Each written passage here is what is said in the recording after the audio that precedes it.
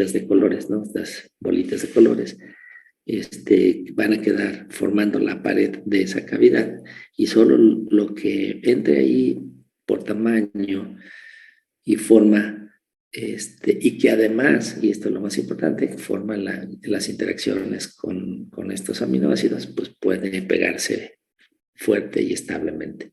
No es una unión covalente, o sea, eso, si lo calentamos, rompemos las interacciones y las separamos, ¿no? Pero las moléculas ligando, que decimos que se liberan de una célula y se pegan a un receptor, como las hormonas, neurotransmisores, factores de crecimiento, todos ellos ligandos de diferente naturaleza, tamaño, tienen que embonar en una cavidad especial formada por las cadenas, bueno, por aminoácidos de la proteína, y específicamente el ligando tiene que hacer diversos tipos de enlace con las cadenas laterales de los aminoácidos, que es lo que diferencia un aminoácido de otro. Entonces aquí está una representación en donde un ligando, que no es una proteína, es un nucleótido cíclico, el AMP cíclico, está en verde, todos estos anillos, todos los átomos verdes, ¿no? Estas rayitas moraditas representan puentes de hidrógeno, y aquí está el hidrógeno compartido entre el nitrógeno y este oxígeno que está acá. Entonces esos átomos son los más gandallas, son los más electronegativos. Acá está otro ejemplo, un hidrógeno compartido entre dos oxígenos. Entonces estas interacciones pues ayudan a mantener la unión del ligando al receptor.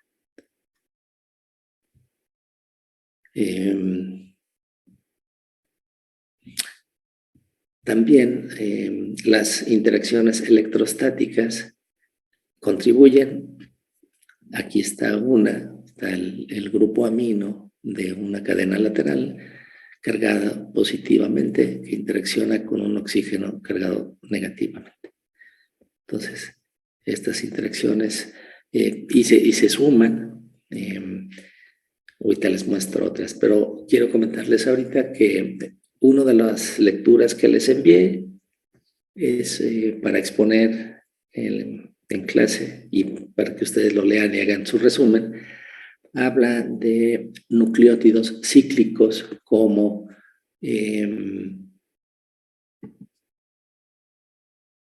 mensajeros en la célula. Este es un ejemplo, el AMP cíclico.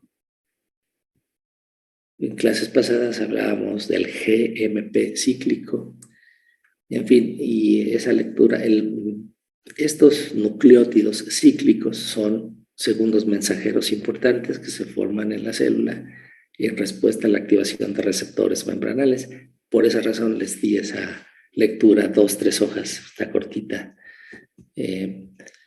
Tiene muchos nombres y todos quien exponga tiene que ser un esfuerzo especial. Entonces aquí hablamos de puentes de hidrógeno, interacciones electrostáticas. Aquí está otro ejemplo con otro tipo de programa para ilustrar las interacciones electrostáticas, ¿no? Entonces uno de los dos es negativo y otro positivo. A pH fisiológico, los aminoácidos positivos son la lisina, la arginina, y comúnmente los negativos son el ácido glutámico y el ácido aspartico. Entonces estos ácidos tienen un COH adicional que está en todos los aminoácidos.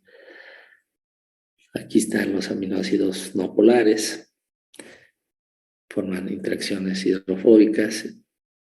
Atracciones de Van der Waals es otro tipo de interacciones. Aquí está un puente de hidrógeno.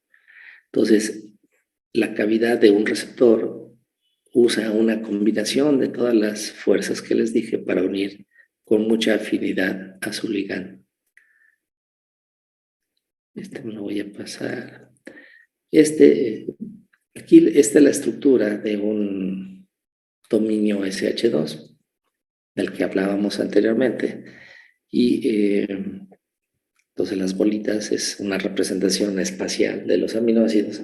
Y aquí a la derecha pueden ver en palitos el acomodo de la tirosina fosforilada, que es lo que unen estos dominios SH2 y los aminoácidos vecinos. Entonces vamos a ver más adelante que este dominio SH2 une tirosinas fosforiladas, pero que diferentes proteínas tienen este dominio y unen cosas diferentes. Entonces, después se descubrió que además de la tirosina fosforilada se requiere algún aminoácido vecino que contribuye a la especificidad de la unión. Estas son tres formas comunes en las que una proteína se puede unir a otra. Una puede ser que tengan esta cuerda extendida, que embona en una superficie, una sala rígida, que embona. Y aquí está un caso, el que les acabo justamente de decir, el dominio SH2 que une a la fosfotirosina. La tirosina es la Y. Hay otros en donde dos hélices alfa se enrollan para formar esta estructura coiled coil. Esto es muy común. Y finalmente, dos regiones rígidas pueden ser complementarias. Ese es el más común. Y este es pues muy estable porque hay un gran número de enlaces que contribuye a las interacciones. Y en los mecanismos de comunicación celular vamos a ver que el pan de cada día pues es que unas proteínas se unan a otras para regular su función, ya sea a la alza o a la baja, más comúnmente a la alza.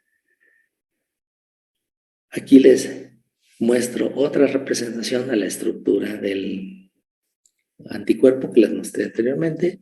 Aquí están las dos cadenas pesadas mostradas en verde y las dos ligeras.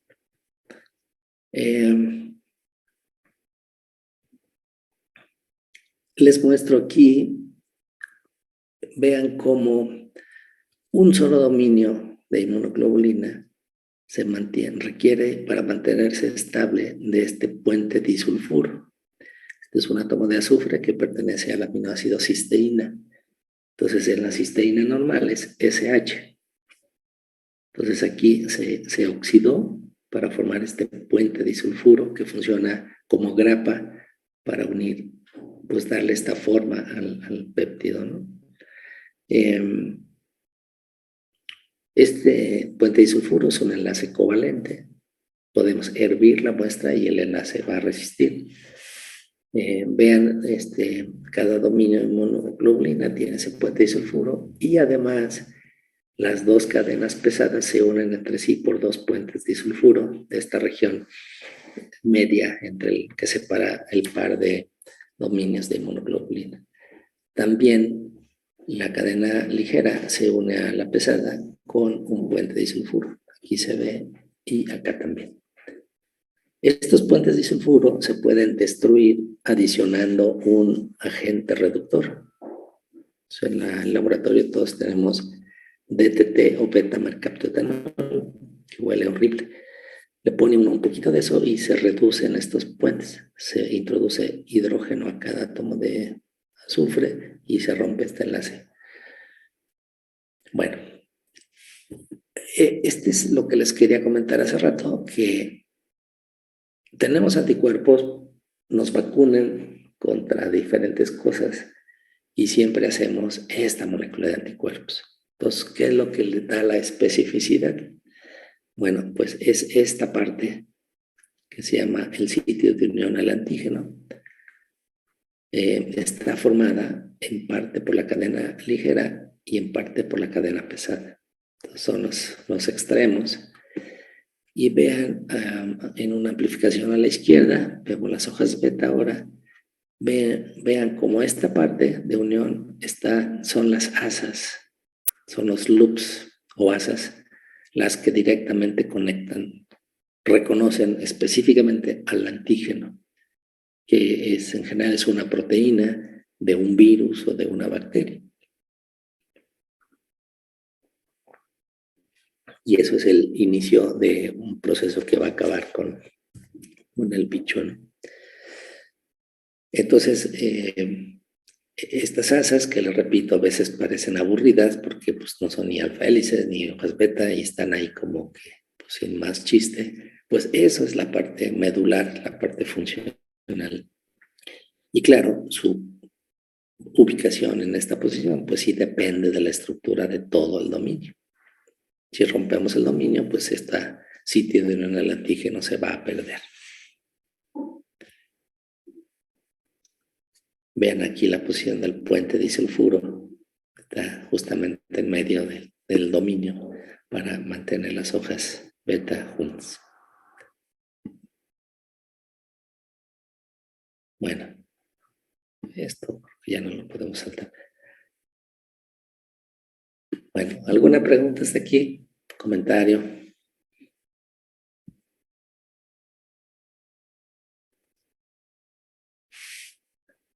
Denme un par de minutos y regreso, por favor.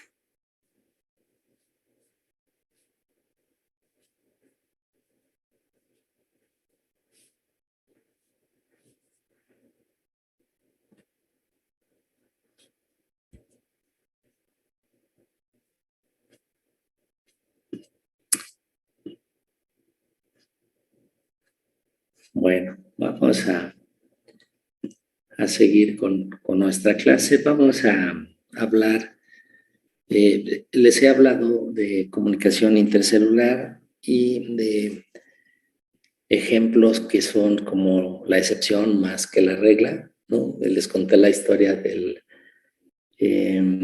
óxido nítrico, un gas que se genera, se libera y cruza las membranas y activa receptores específicos y desencadena una respuesta muy importante, muy fuerte. También les hablé de los receptores nucleares, en donde el receptor está en el citoplasma o en el núcleo. Ahora, sí les voy a hablar un poquito de la gran mayoría de sistemas de comunicación, en donde los receptores están ubicados en la membrana plasmática y el ligando no entra a la célula, sino que se pega al receptor que lo está prácticamente esperando ahí en la puerta de la célula.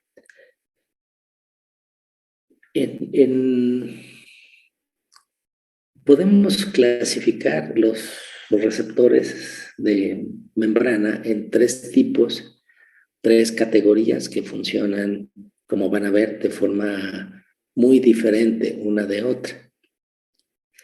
El primer gran grupo de receptores se llama receptores ionotrópicos. En realidad, el receptor es un canal iónico. Un canal iónico que está sentado, está metido en la membrana plasmática.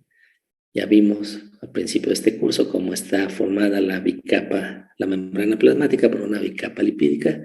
Vimos también que las proteínas para llegar aquí tienen que tener un péptido señal, que se hacen ribosomas, que se meten al retículo para que se siga haciendo la proteína. También vimos que esa proteína se tiene que transportar por tráfico vesicular para llegar a la membrana plasmática. Entonces vean cuántas cosas hemos visto, parece que no, pero pues ya hemos recorrido un buen tramo. Y bueno, pues aquí en la membrana plasmática es donde va a hacer su función. Estos receptores, estos canales iónicos están cerrados en condiciones basales. El ion representado por esta bolita no puede cruzar.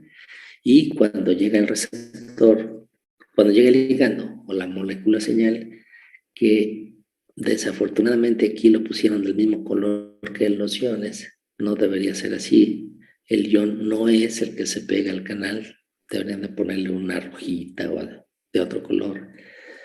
La molécula señal, aquí están abajo varios ejemplos.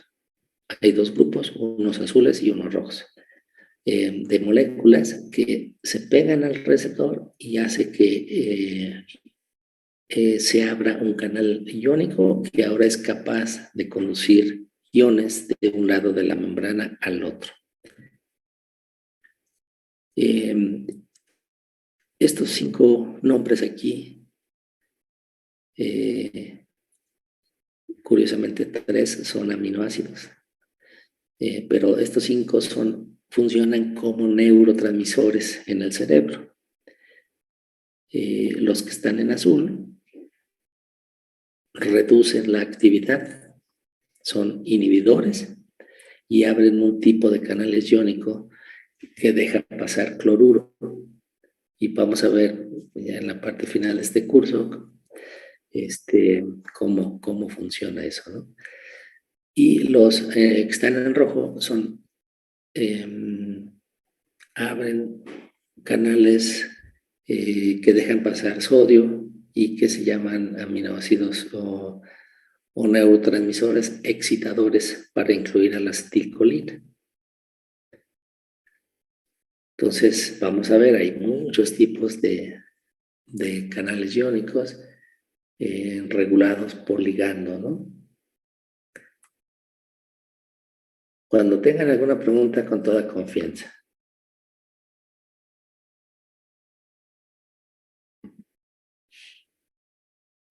Esto que les muestro aquí del lado izquierdo es un esquema del receptor a acetilcolina. En realidad, estos receptores o canales iónicos y canales iónicos al mismo tiempo son complejos proteicos. No es una sola proteína. Aquí el receptor de acetilcolina tiene 5 subunidades, 2 unidades alfa rojas, una verde beta, una gamma azul y una delta naranja. Y es este complejo de las 5 subunidades la que forma el receptor. En la interfase entre la subunidad gamma y cada una de las alfas, aquí no se puso, existe un sitio de unión para la acetilcolina, representada por la bolita amarilla.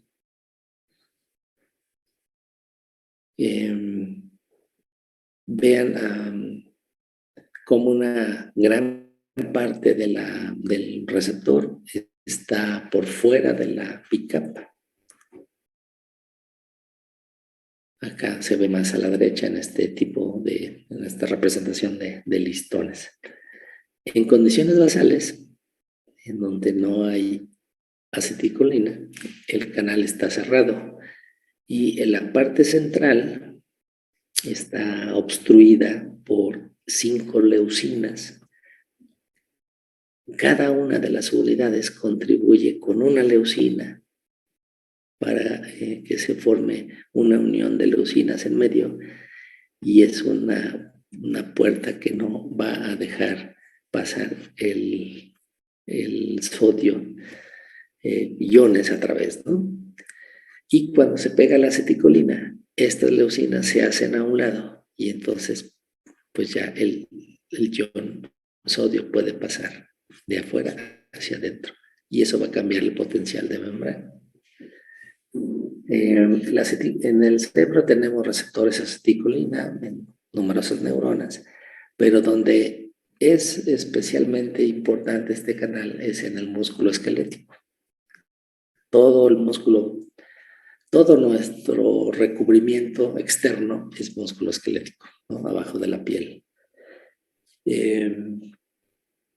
Podemos hablar, podemos reír, podemos movernos gracias a este músculo esquelético, y ese músculo no hace absolutamente nada, no se contrae si no recibe una orden de una neurona, es una motoneurona que libera acetilcolina.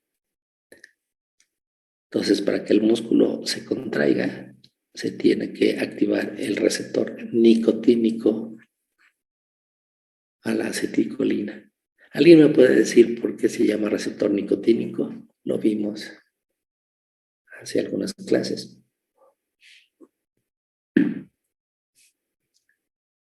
Areli Zavala, quedaste ahí en la... Aquí veo tu nombre. ¿Me podrías tratar de responder a esa pregunta?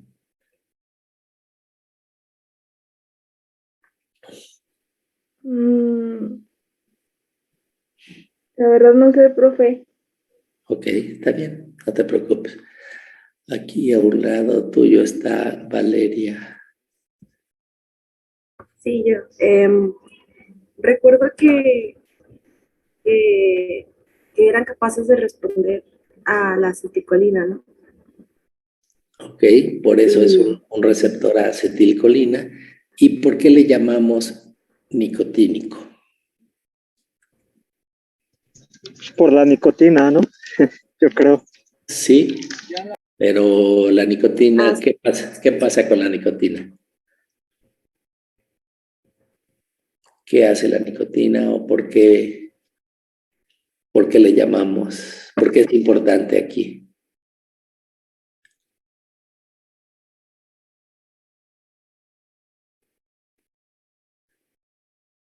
¿Alguien?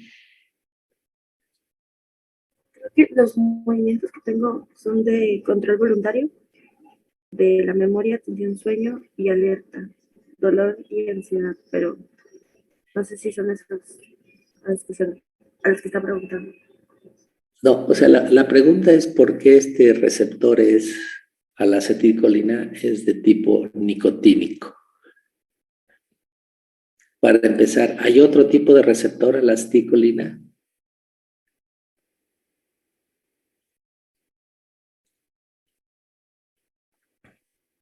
Los receptores muscarínicos. Perfecto, perfecto. Ay, qué gusto me da. Entonces, los receptores de acetilcolina se dividen en dos grandes grupos, el receptor nicotínico y el receptor muscarínico. ¿Y qué significa entonces que sea nicotínico? Que es activado por la nicotina. Perfecto, perfecto. Entonces decimos que la nicotina, ¿por qué es el receptor muscarínico, nicotínico? Porque la nicotina es un agonista de este receptor. Es decir, es un agonista, que quiere decir que hace lo mismo que cuando la nicotina se pega a este receptor, se produce la misma respuesta que si se pegara la acetilcolina. Y si le ponemos nicotina al receptor muscarínico, ¿qué le hace?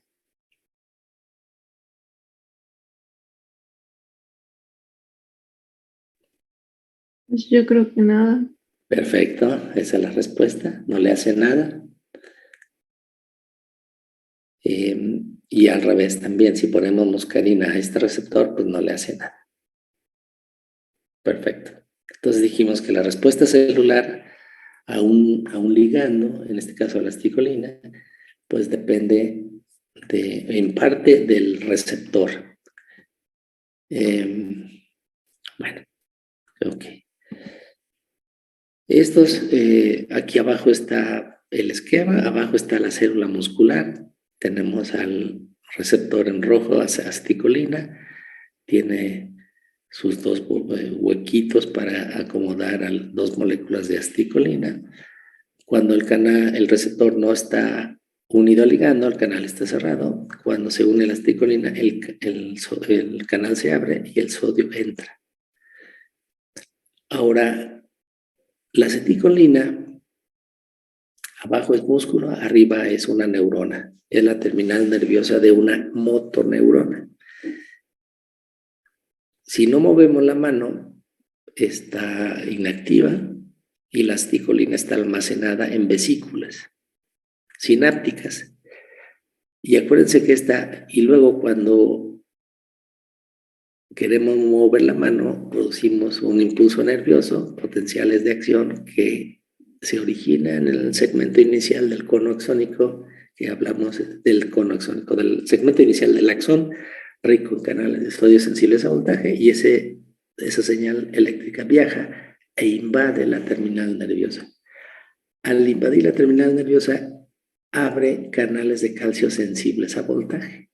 El calcio entra y desencadena la fusión de la vesícula con la membrana plasmática.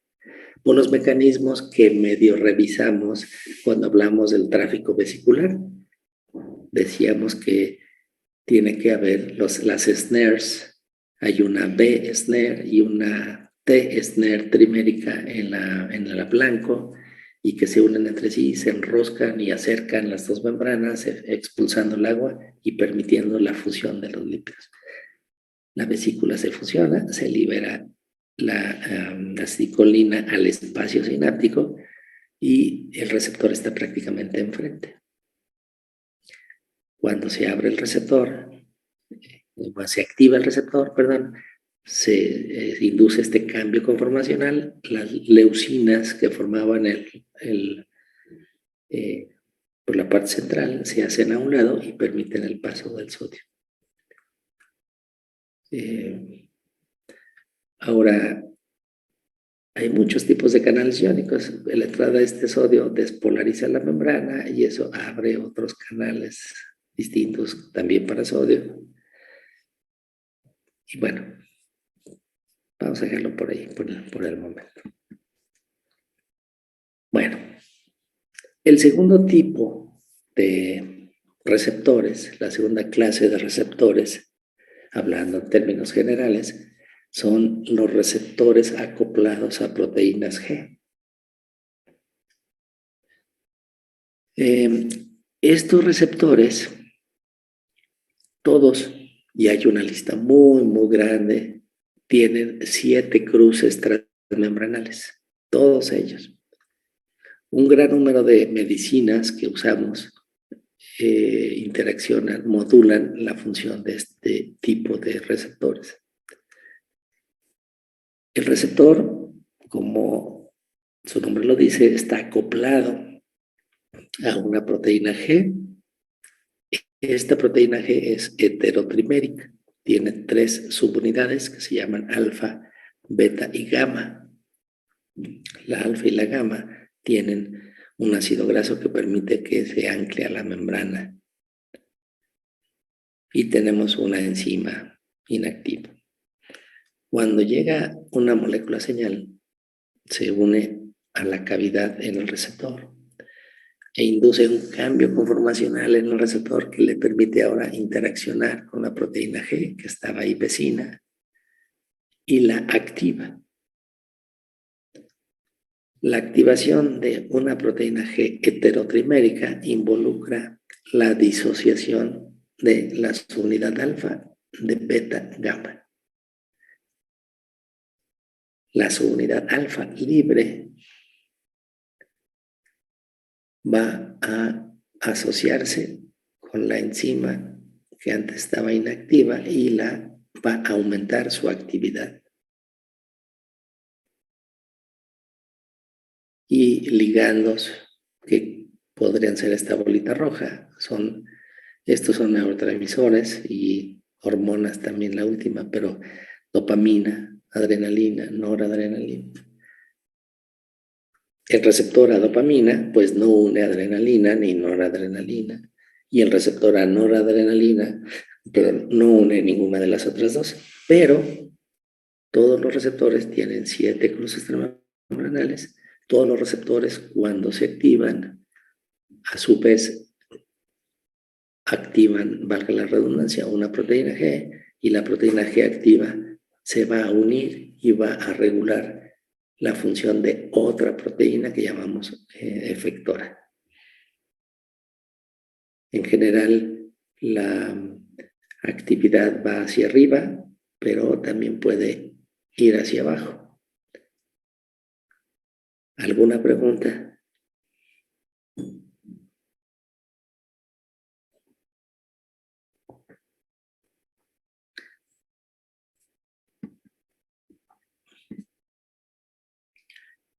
Bueno, ya veremos con más calma más cosas, ¿no? Una proteína G es también llamada una GTPasa, y ya les dije cómo funcionan cuando hablábamos de tráfico vesicular, pero lo vamos a repetir más adelante. Entonces va a estar activa cuando tenga un nucleótido de guanina que sea GTP, y se va a desactivar porque la misma subunidad alfa, en este caso, puede hidrolizar el GTP liberando fosfato inorgánico y quedándose con GDP. Cuando las proteínas G tienen unido GDP, regresan a su estado inactivo y se reasocia con beta gamma, en este caso. Se disocia en la proteína efectora primero. El tercer grupo de receptores funciona de una manera totalmente distinta. Son proteínas que tienen actividad de sinasa en tirosina, y aquí hay una variante en donde se reclutan proteínas. Hay receptores que no tienen esta actividad, pero reclutan a una proteína que sí la tiene cuando se activa. Pero bueno, vamos a ver el caso más sencillo. Estos son proteínas que cruzan la membrana solo una vez, y ahí están separaditos en la membrana. Tienen una región extracelular y una región intracelular, de donde está el dominio catalítico inactivo. Catalítico, recuerden, son sinasas. Esto quiere decir que fosforilan a otras proteínas.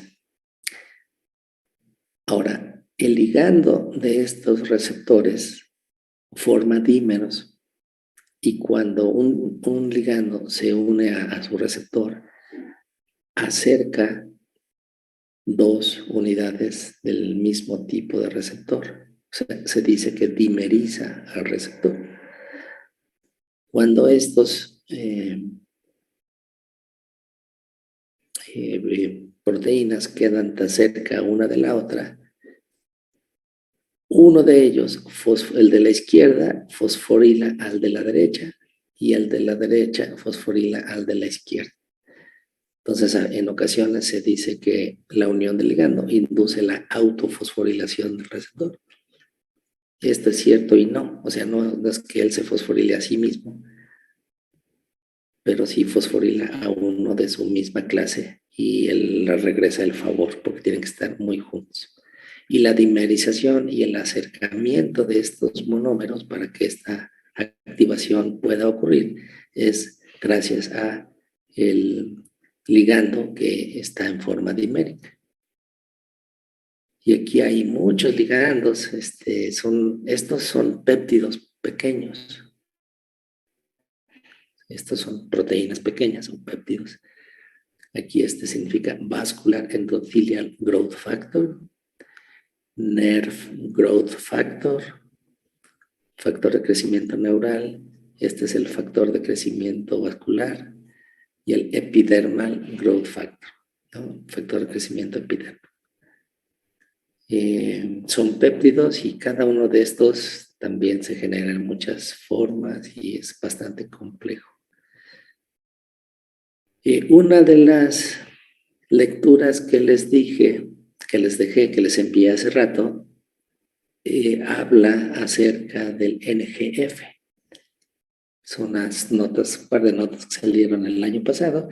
Quien exponga, les puse ahí en el mensaje que una sola persona tiene que cubrir 2 notas. Una es sobre una señora que se llama Rita Levi Montalcini, una mujer que contribuyó mucho al descubrimiento de este factor de crecimiento neural y pues dieron el premio a un hombre, ¿no? Que ahí van a ver. Entonces ahí cuenta un poquito la historia, es una nota sobre la asignación del premio Nobel.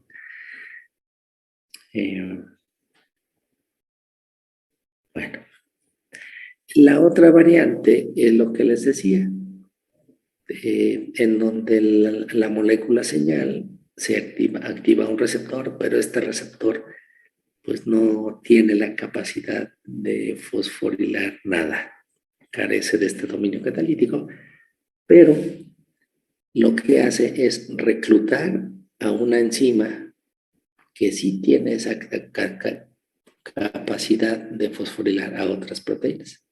Entonces, al final, y esta fosforilación también ocurre en el residuo de tirosina.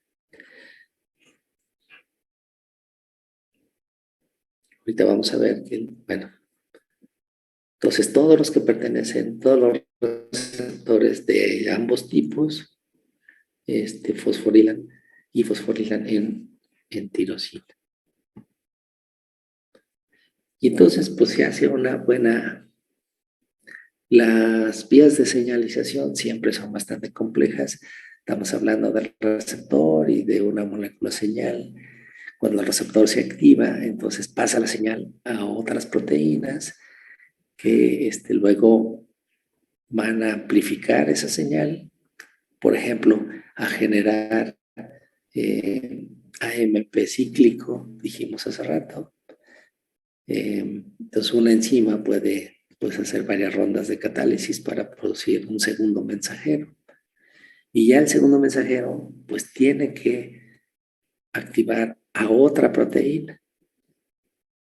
Entonces, pues es divertido. Siempre que en pláticas de profesionales, estos esquemas siempre se hacen incomprensibles, miles de componentes, ¿no? Bueno.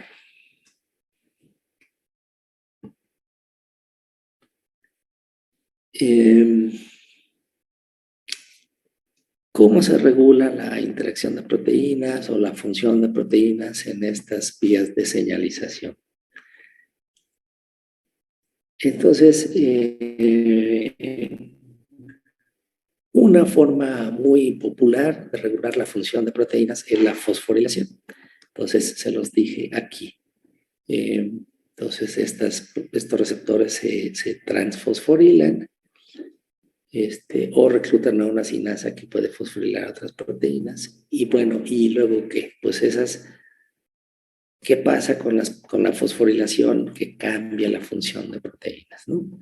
Entonces, una proteína X puede estar en un estado inactivo y cuando se fosforila por una proteína sinasa, pasa a un estado activo, que ya tiene su fosfato y ya tiene estos rayitas que significa que ya está despierto y funcionando.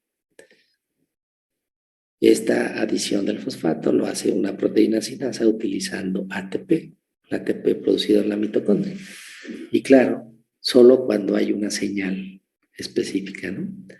Una vez que una proteína se fosforila, pues no va a durar ahí para siempre, porque el reverso de la moneda lo constituyen las fosfatasas, así como las proteínas sinasas, su función profesional es pegar el fosfato, el de las fosfatasas es hacerle la maldad. Y la fosfatasa remueve ese fosfato. En nuestro genoma se han visto que existen 520 genes que codifican para proteínas sinasas. Imagínense qué importantes son estas proteínas. Y 150 fosfatasas. Entonces, la función de un gran número de proteínas se regula por esta modificación post-traduccional. Post-traducción, post-síntesis de la proteína.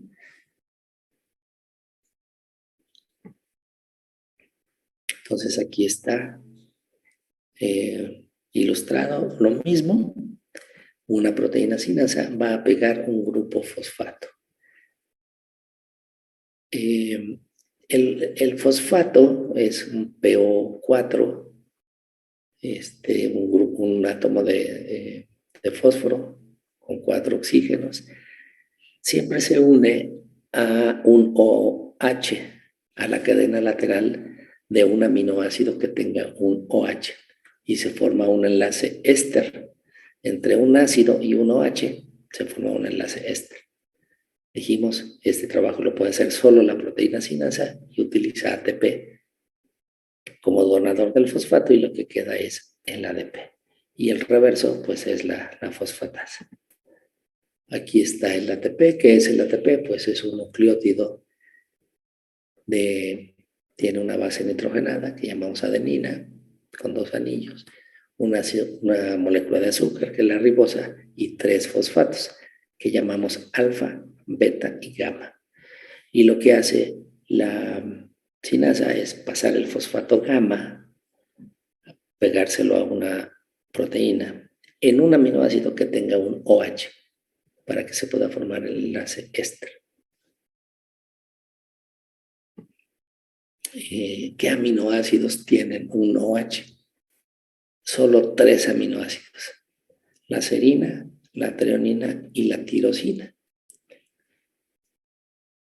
La gran mayoría de fosforilaciones ocurren en serina y treonina, pero un porcentaje bajo ocurre en tirosina.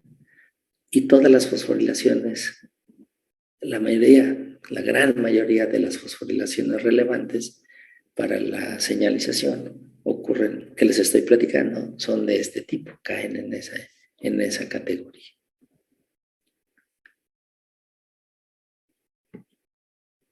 Estos son unos experimentos que yo hice durante mi postdoc, y les quiero ilustrar algunos puntos. Miren, aquí no importa, este es GPN1, la TPase con la que trabajamos, pero no importan los detalles realmente. Lo que les quiero ilustrar, este es un Western blot, una mezcla de proteínas, extractos celulares. Se cargaron las proteínas presentes en un extracto celular, se separaron en un gel de poliacrilamida por tamaño, y luego se migró en un campo eléctrico, ¿no? Entonces, de arriba hacia abajo, y luego este es un Western blot con un anticuerpo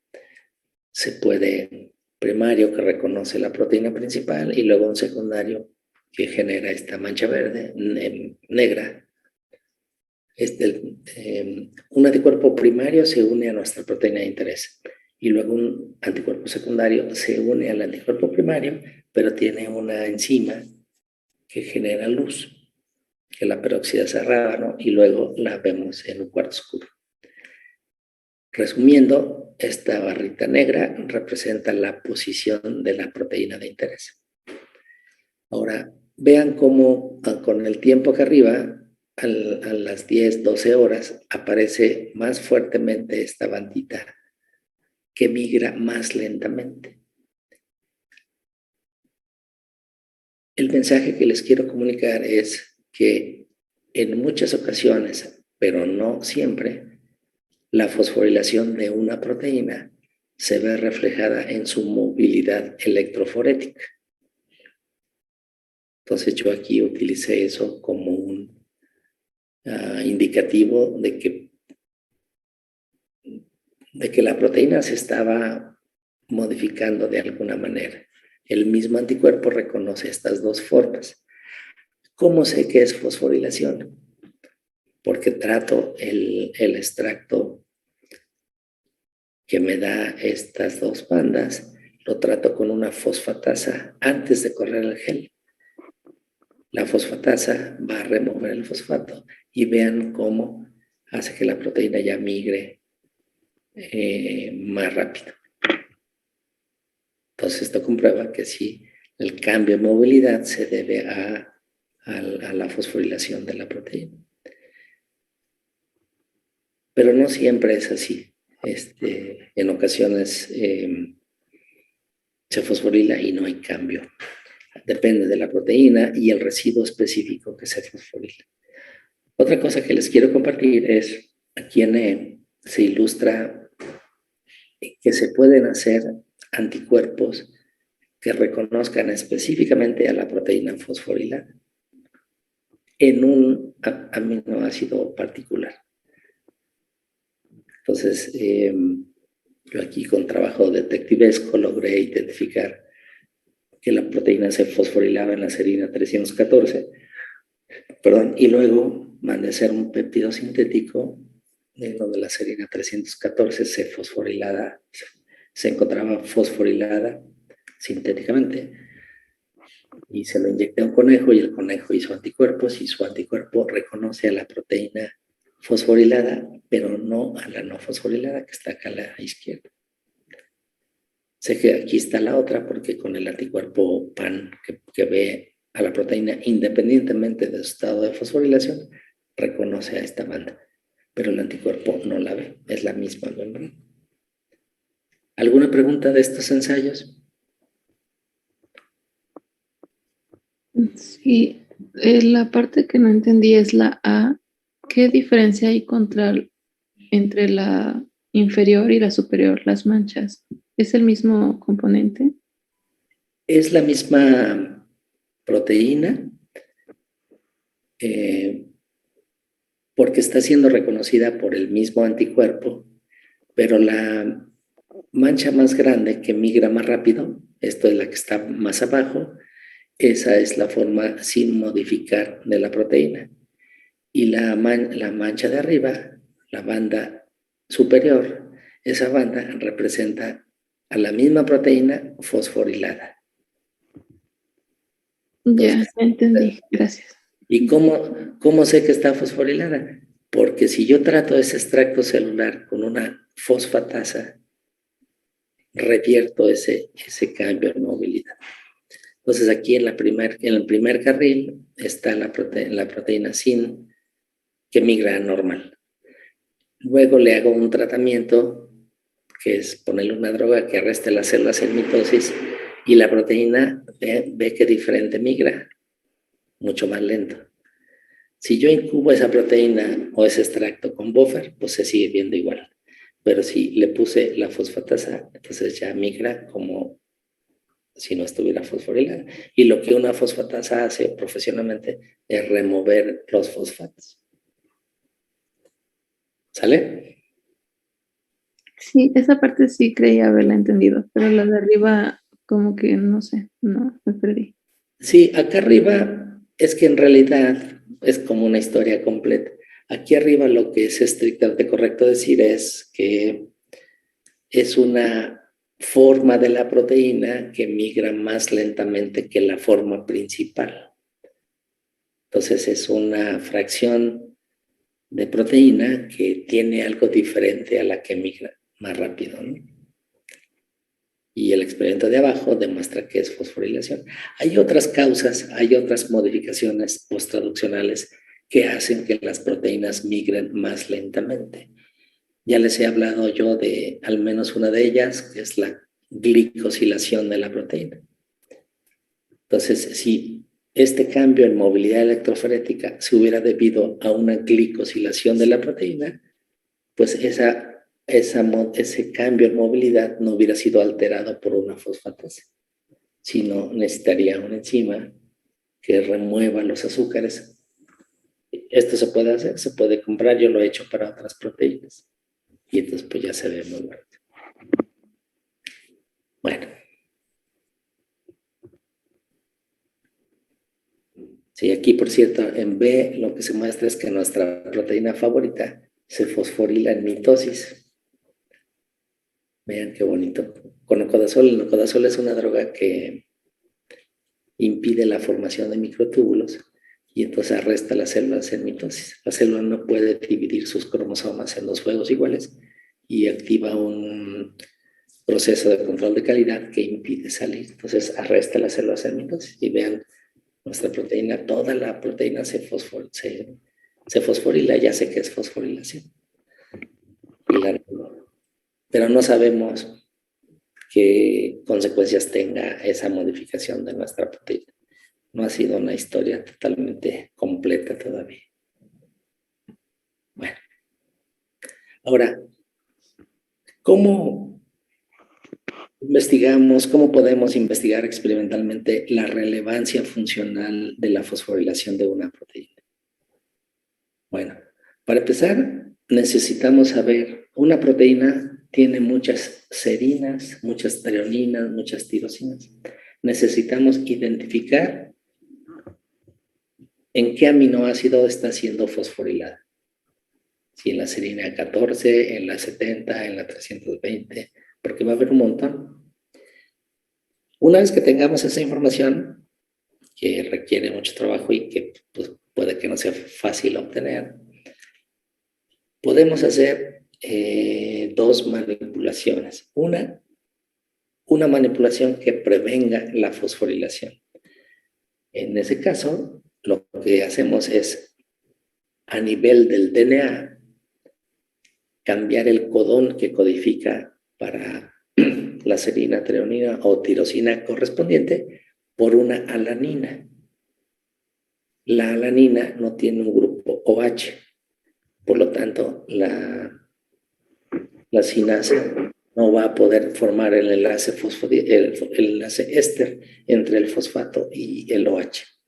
Entonces ahí impedimos la fosforilación y vemos a nivel celular o a nivel de actividad de la proteína qué pasa, ¿no? Una diferencia entre no fosforilado y sí fosforilado. El reverso de la moneda es mutar ese codón por uno que codifique para un residuo fosfomimético. Esto es para el ácido aspartico o el ácido glutámico. Estos dos aminoácidos a pH fisiológico, les decía hace rato, tienen carga negativa, como el fosfato, debido a que tienen un COH adicional. Tienen un grupo ácido adicional al que está en todos los aminoácidos. Entonces, en algunas proteínas, el ácido aspartico simula el estado fosforilado. En algunas otras, el ácido glutámico, y en algunas, ninguno de los dos. Es cosa de hacer el experimento. Siempre probaría uno el ácido aspartico primero. Entonces, estos son manipulaciones experimentales, trucos que uno va aprendiendo con el tiempo.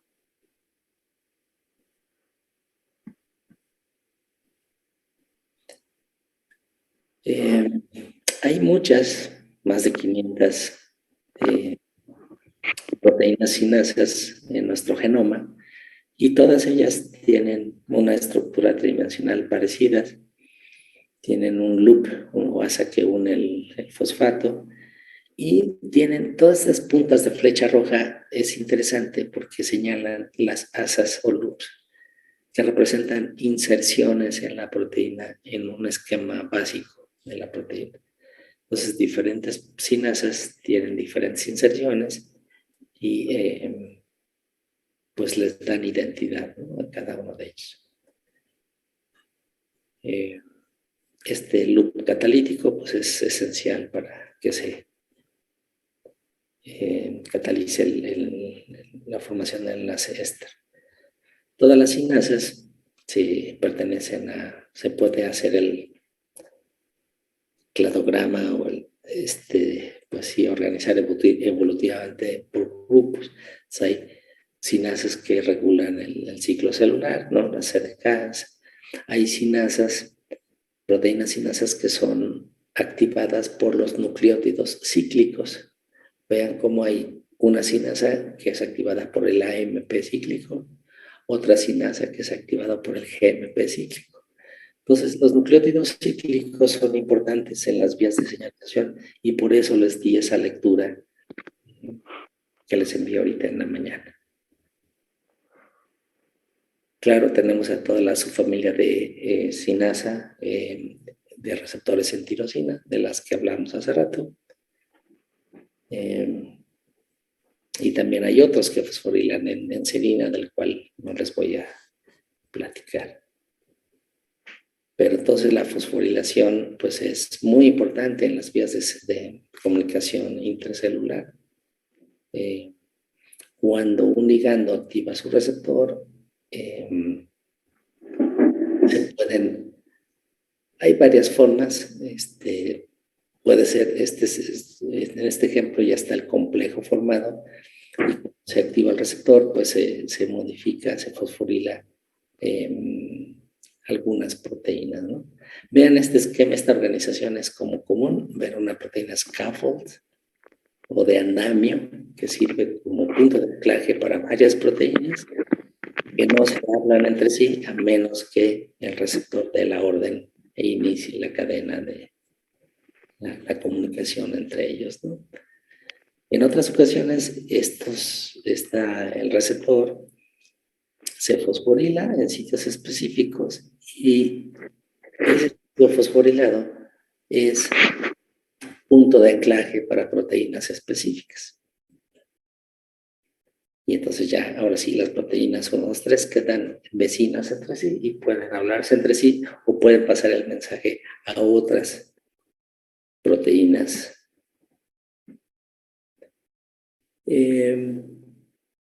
De hablamos antes.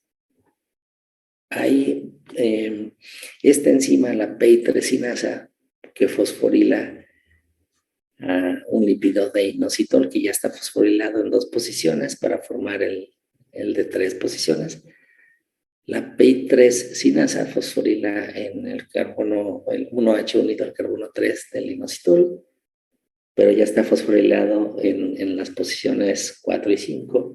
Entonces, cuando se forma el fosfoinosítido trifosforilado, eso sirve de punto de unión para varias proteínas, ¿no? ¿Se acuerdan? Este es el AKT. Aquí no tiene nombre porque está tratando de ser genérico. Y esta es la PDK, ¿no? Entonces, la PI3 sinasa, su actividad es aumentada por la activación de muchos receptores en la membrana. Entonces, la fosforilación es algo muy, muy común. Ahora, en estas vías de comunicación, al principio de la clase hablamos de dominios. Hablábamos del dominio SH2. Se llama así, la S es de SARC, que es una sinasa, y la H es homology domain 2, ¿no? El dominio de homología a SARC. Se pronuncia como si hubiese una A entre la S y la R. Y se llama así porque este dominio se descubrió originalmente en la sinasa SARC. Fue la primera proteína en la que se detectó este dominio. Y después empezaron a aparecer proteínas que también tenían ese dominio SH2 y después se vio que tienen la misma función, que es unir a otras proteínas en tirosinas fosforiladas. El SH2 no es el único dominio, hay otro que se llama PTB, es un dominio diferente, pero que tiene, vamos, la misma especificidad. PTB significa Phosphotyrosine Binding Domains. Entonces igual ambos unen tirosinas fosforiladas. La especificidad, les comentaba hace rato, que depende no solo de que la tirosina esté fosforilada, sino también de los aminoácidos que le rodeen.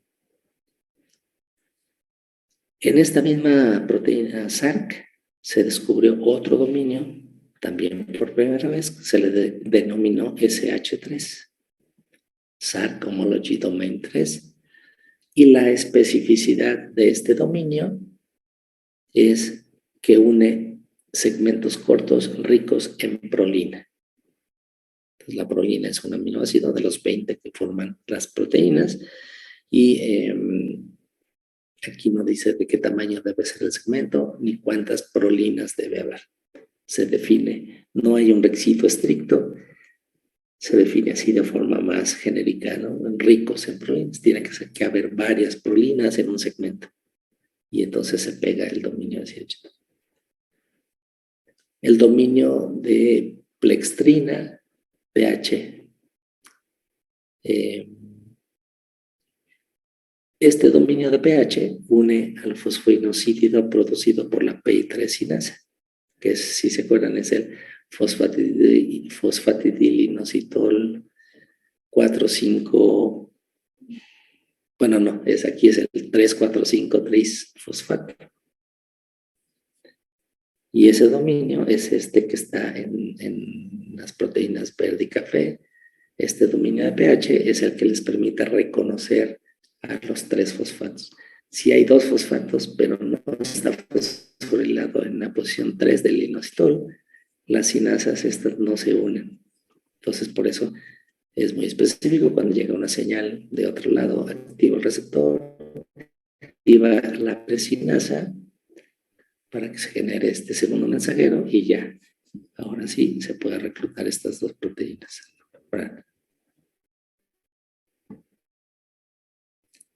La insulina es un ejemplo. Vean qué complicadas son las células y la vida y la comunicación intercelular. El receptor a la insulina está en la membrana plasmática, insulina, y el receptor activado recluta a una proteína que se llama IRS1, es Insulin Receptor Substrate 1. Entonces, esta es una proteína andamio que es un sustrato del receptor de insulina. Este receptor de insulina pertenece a la categoría 3 de las que les dije anteriormente. Un receptor con actividad de sinasa en tirosina. Entonces, el receptor puede fosforilar al IRC1 en tirosinas, en varias tirosinas. Y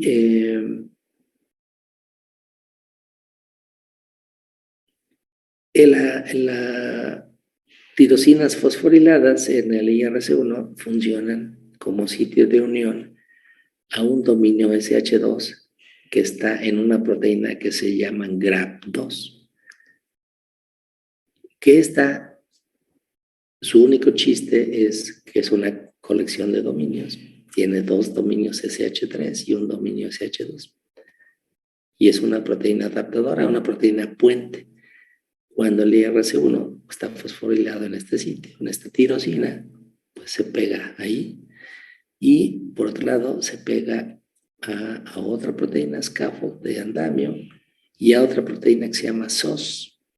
SOS es un GEF que a su vez tiene un dominio de pH y permite que se una a la membrana plasmática, los lípidos producidos por la PI3 sinasa.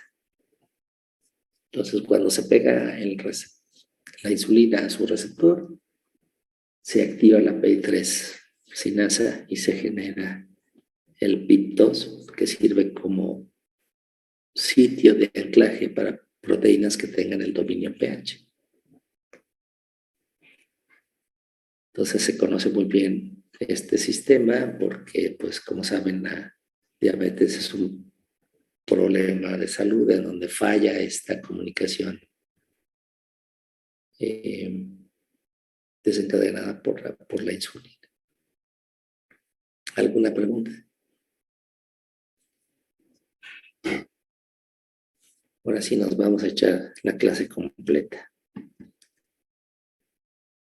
Bueno, vamos a ver el último tema en estos 10 minutos que nos faltan. En los mecanismos de comunicación intercelular, las GTPasas o proteínas G son clave. Así como la fosforilación de proteínas es un tema universal de mucha relevancia, así las proteínas G. Ya hemos dicho que las proteínas G pues son switches moleculares que alternan entre un estado activo donde tienen GTP y un estado inactivo donde tienen GDP. Pasan del estado activo al inactivo porque la misma proteína G hidroliza al GTP para convertirlo en GDP y libera el fosfato inorgánico. Entonces se llaman proteínas G porque unen los nucleótidos de guanina, GDP y GTP, y también se les llaman GTPasas porque hidrolizan el GTP. ¿Por qué hidrolizan? Pues porque meten una molécula de agua entre el fosfato beta y el gamma, liberando el fosfato gamma inorgánico y se quedan con GTP. Ahora,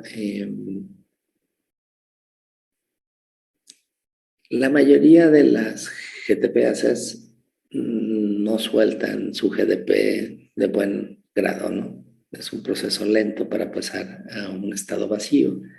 Generalmente esto es catalizado por otra proteína y luego el GTP, que hay más en el medio que GDP, en el medio de la célula, se pega y la activa.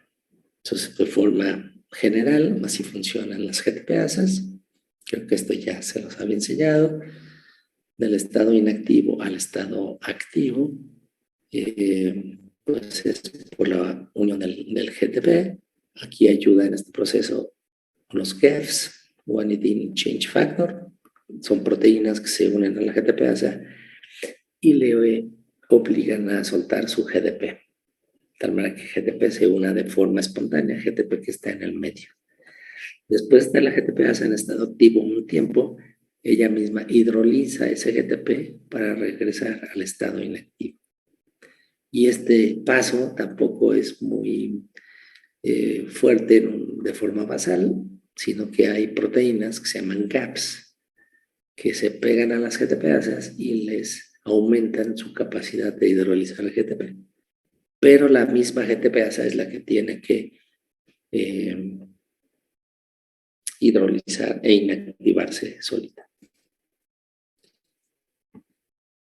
Hay dos grandes grupos de GTPasas, las monoméricas, que tienen una sola subunidad y son de las que hemos hablado hasta antes de ahorita. Son las unidades, son las GTPasas involucradas en el tráfico vesicular, en la formación de las vesículas, en la especificidad, etc.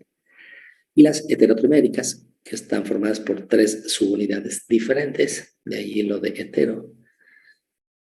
Y ya les dije, son alfa, beta y gamma. Y durante la evolución, pues hay proteínas que tienen un dominio GTPasa y tienen otros dominios que se han ido incorporando a lo largo de la evolución para regular la función de la GTPasa.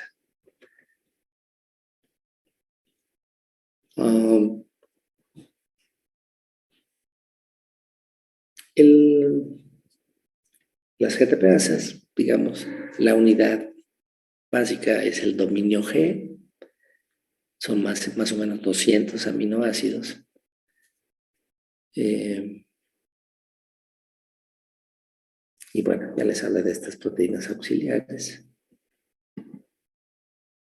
Estas son las heterotriméricas, alfa, beta y gamma. Entonces, en este caso, son las proteínas heterotriméricas, son las que están acopladas a los receptores de membrana. La subunidad alfa es el equivalente a la subunidad, a las GTPasas monoméricas. Entonces, el sitio de unión a GTP está en la subunidad alfa y la hidrólisis del GTP pues la realiza ella misma. Cuando se activa estas proteínas G, se disocian, la subunidad alfa se separa de beta y gamma.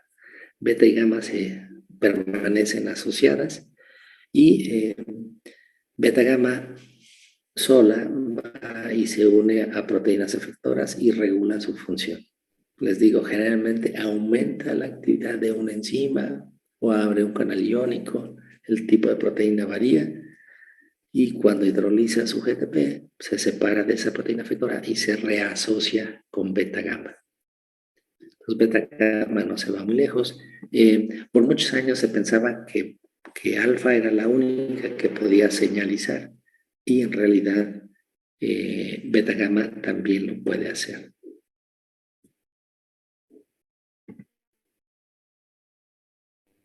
Aquí está la representación, alfa, beta, gamma, está inactiva, está con GDP. Cuando llega una molécula señal que activa el receptor, entonces el receptor funciona como GEF. El receptor, funcionalmente hablando, lo que hace es inducir la liberación del GDP por parte de la subunidad alfa, y el GTP que anda en el medio, que les decía, está en concentraciones mayores al GTP, pues se pega a la subunidad alfa. Cuando se pega al GTP, se disocia de beta gamma y es capaz de regular la función de proteínas efectoras. O sea, aquí en este esquema de 2015 ya se muestra que tanto la subunidad alfa como beta gamma son capaces de regular la función de otras proteínas específicas, que llamamos proteínas efectoras. Para la unión e hidrólisis del GTP, todas las GTPasas tienen 5 motivos lineales cortos, se llaman G1, G2, G3, G4 y G5. Aquí es una alineación de las GPNs, porque es lo que estudiamos nosotros. Nuestras GPNs tienen los 5 motivos de una GTPasa y aparte tienen ese motivo de GPN, glicina, prolina y asparagina. Estos residuos en rojo son invariables, son esenciales para la función. Si yo en una GTPasa cambio esta lisina por alanina, se muere por completo la actividad de la GTPasa. Esta glutamina que está en el motivo G3 es esencial para la hidrólisis del GTP. Si esta leucina la cambio por alanina o leucina, la GTPasa va a seguir uniendo GTP, pero luego ya no la va a poder hidrolizar. Entonces se queda con GTP todo el tiempo y la célula interpreta como que está recibiendo la señal de crecimiento, por ejemplo, y la GTPasa está anormalmente activa todo el tiempo. Entonces eso causa cáncer. Por ejemplo, mutaciones de este tipo se han descrito en RAS, y eso es la causa de cáncer pulmonar y otros en el ser humano. Entonces, y bueno, pues está una estructura tridimensional más o menos común para todas las GTPasas. Aquí está el PELUP, es el G1. Bueno, está posicionado cada uno de los motivos que les dije.